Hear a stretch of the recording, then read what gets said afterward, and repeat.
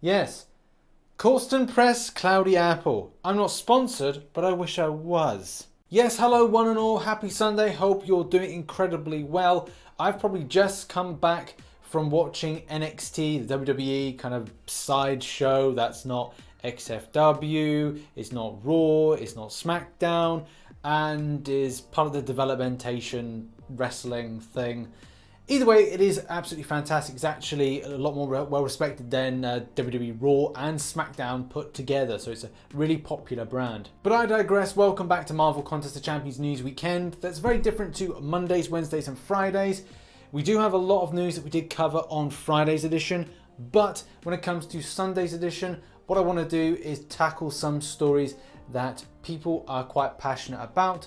We look at the topic we discussed last weekend. We set up a topic to discuss in the comment section that's picked up next week. And also we end by looking at meme threads for the meme review. Now I won't be discussing anything that came out of San Diego Comic-Con in reference to Marvel Contest of Champions because I've done that to death. So let's focus on something that I think was one of the key stories to come out of last week, and that was the impact of Alliance War seasons, which was theoretically the end of war tanking, sandbagging, whatever you want to call it. War throwing was something that was done in off-season in order to bring down Alliance War's ratings so that when you came into fight, you were a lot lower, which meant that you were winning more and you were able to progress a little bit more quickly, therefore giving you a good standing and a good position to potentially finish off in a stronger kind of rank. What kind of tier? It depends how you want to classify it, because you could still lose and drop down a tier from where you are, but theoretically a lot of alliances did do this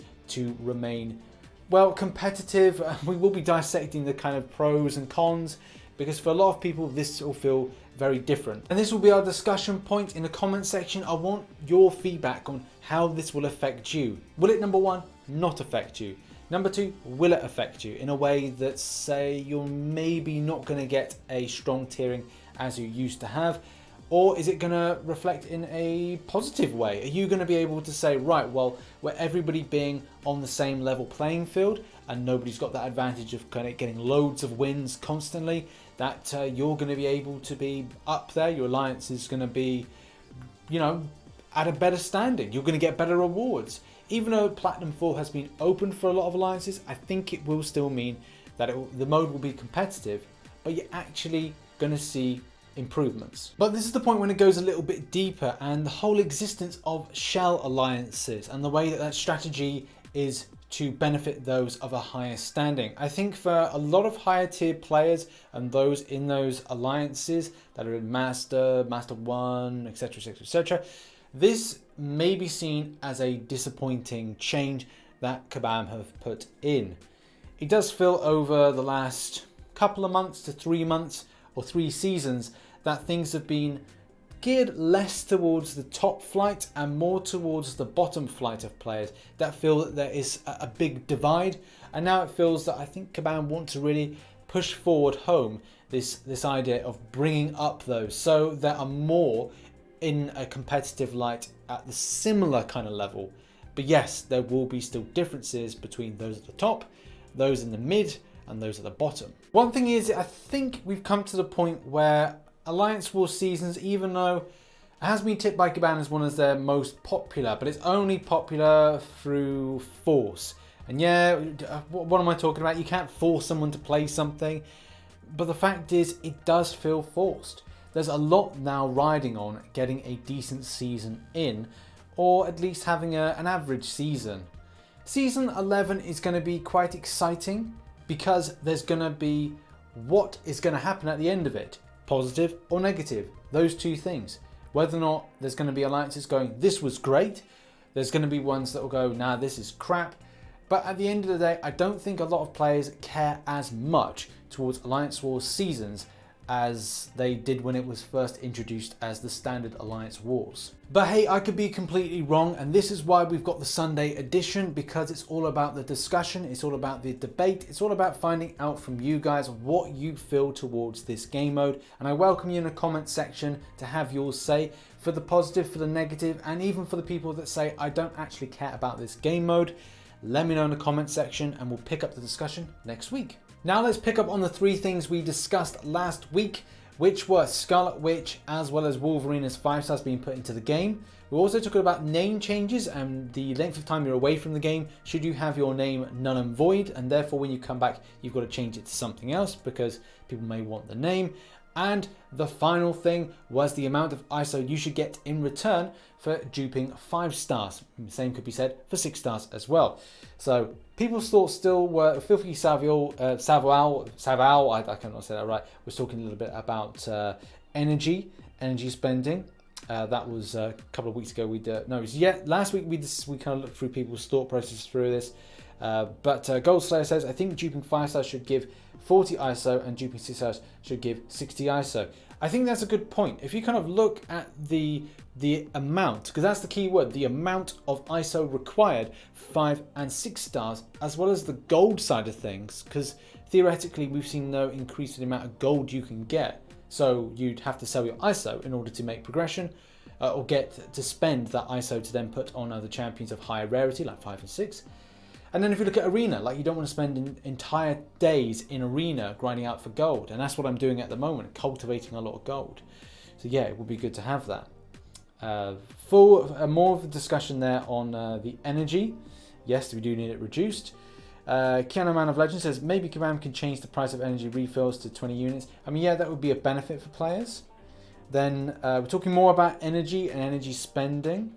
There's a great long debate on this, and it's fantastic to have people talk about these things like Carol there. Going further on the energy debate, Diggerini as well as Geeking Machine talk about the extent of spend as well.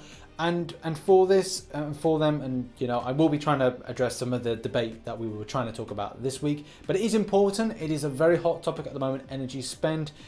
And yeah, absolutely for sure. If you compare off, and I have asked MCC True Cost to produce if he can produce it, the energy spend for this month, which I think because it's one of these months, not many people are actually interested in it that much, that we're not getting that level of information of how much energy has been spent. And I've done normal, heroic, master and uncollected, which is an extensive amount of energy spend. I've done normal because I've been trying to get to the questing aspect of the objective done and also pick up some units along the way. So I've just reinvested the energy from the units that I've got from the normal. So swings and roundabouts. We're going a little bit off topic with stuff, but it's fine. Omega, thank you for the comment on the biceps. I have been working out. Back on topic with James. Thank you, James. We've got the talk about the idea of I'd rather have more signature levels for duping 5 stars and 6 stars more than ISO. ISO is easy to get, and that would be cool, wouldn't it? To kind of consider the fact that you'll be getting, instead of having 20 on 6 stars or 20 on 5 stars, that you're actually getting 40. The kind of equation for 4 stars against 5 stars and 6 stars is a bit different, because obviously if you get 20 a time, you've only got to get to 100 signatures.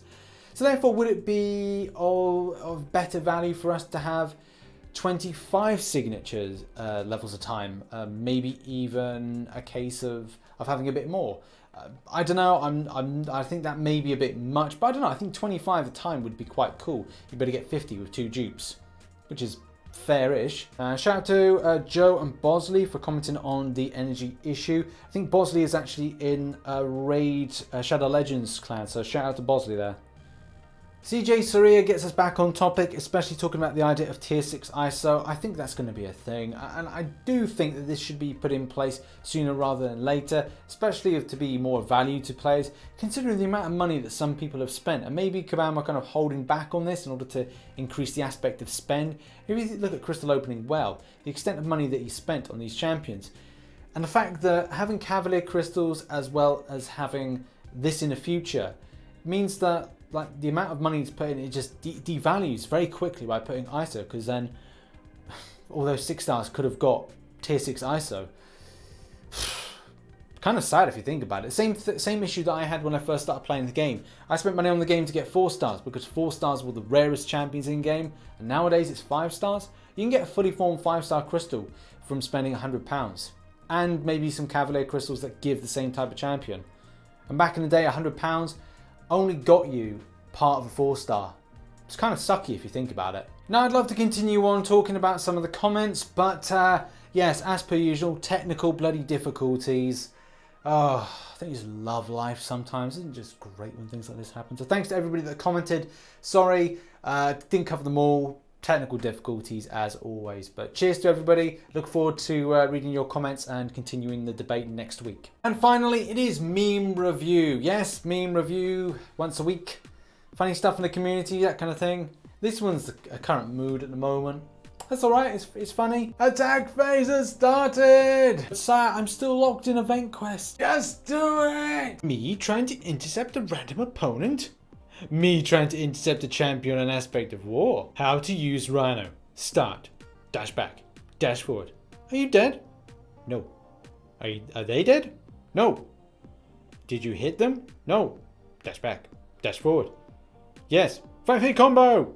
5-hit combo! And our final meme. When you realize Captain America's suit doesn't have 50 stars, so he's actually Captain Puerto Rico. There we have it. That has been MCC Memes Review. And yeah, they were quite good. There were some that I've seen before, and that's the problem when I've seen them before and I see them again, then I kind of don't find them as funny. But there you go. They're still good. Hit the like button if you enjoyed this, and I probably will kind of give them a 4 out of 5. Why not?